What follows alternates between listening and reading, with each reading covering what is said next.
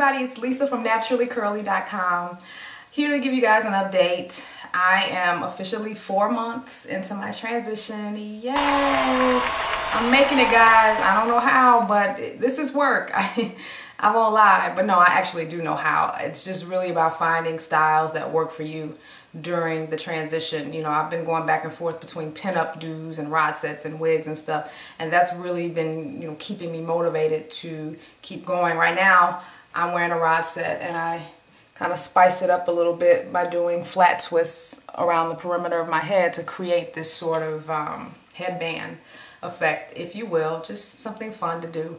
I'm getting a little bit better with my flat twisting, so practice makes perfect, right? So today I just wanted to show you guys what my hair texture looks like. Since I'm about 4 months into the transition now, I have about 4 inches on the back and about 3.5 inches on the top. Now, why do I have so much after only 4 months?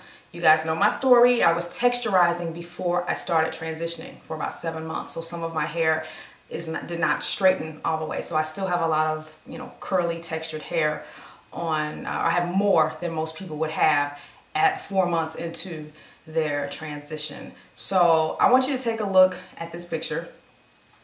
This picture was taken probably about a month ago. I think I've probably cut a little bit of my hair since then, but you can really see my hair texture in this picture. And if you look toward the roots of my hair, you see they're smaller S curls. And if you look toward the end, the curls get a little bigger. That is, I believe, the texturized hair. So that's why I kind of have that Jerry curl look, you know, on that hair. My hair is kind of S-shaped anyway. It's S pattern. I'm a 4A, definitely. So it's going to be very important for me when I'm wearing styles that define my curls that I don't have it looking like a Jerry curl. I have to be very careful because I already have that S curl, S pattern hair anyway, and the end of the hair really looks like a Jerry curl because the texturizer has straightened my curl pattern out a little bit, so the curls are bigger. But you can see toward the root of my hair that they're a lot smaller, and that is my natural hair texture. So a lot of people hate the hair texture conversation because they think it's pointless. I personally don't think it's pointless. I find it very useful as long as the person talking about their type really knows what they have. Like, I've seen a ton of people on YouTube with clearly 4A hair, and I'm using the definition of 4A hair based on what Andre defined, Oprah stylist, some years ago. You know, 4A means you have S curls. I definitely have the S pattern, but I've seen women who clearly have the S pattern, but because their hair is thick or they have coarse hair, they assume they have 4B, or they'll joke and say, oh, I have 4Z hair because it's so thick. But I'm learning there's a difference between hair pattern, which is 4A, S shape, and texture. You could still have very coarse hair, but if your hair still does the S shape, that's 4A hair. But you've got a lot of people out here that have very thick or coarse hair, and then they just say they have 4B just because their hair is thick. But from what I'm learning, it's not about how coarse or whatever your texture is, it's about what the pattern is, and that's two different things. And when I find somebody on YouTube that seems to have the same, you know, pattern as I do, I find their information to be more useful than someone who may not. And the products and whatnot seem to behave very similarly on my hair. Now, I realize you can't only go by the pattern because everybody's hair is different in terms of retaining moisture, and there's a whole lot of other variables. But I actually like the typing system as long as people are consistent and accurate with what they have.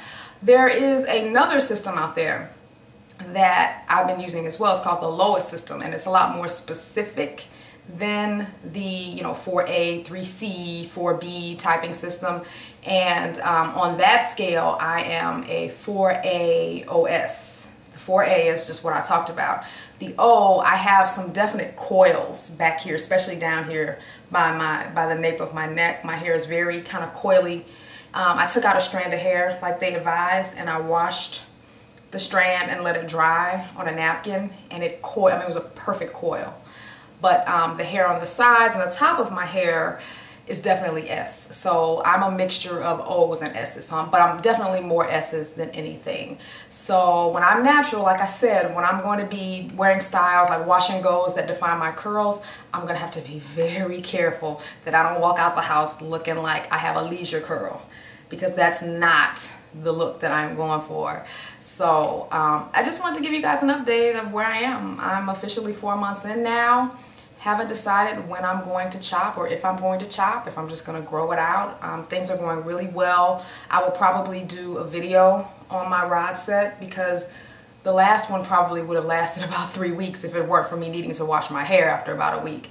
I found a system that works really well for me, and I'm really doing a good job with keeping the hair in the back here that's mostly natural. I'm keeping it, you know, moisturized, and so it looks like the hair that's, you know, on the top of my head that has more processing. Hopefully you were able to see that when I turned around.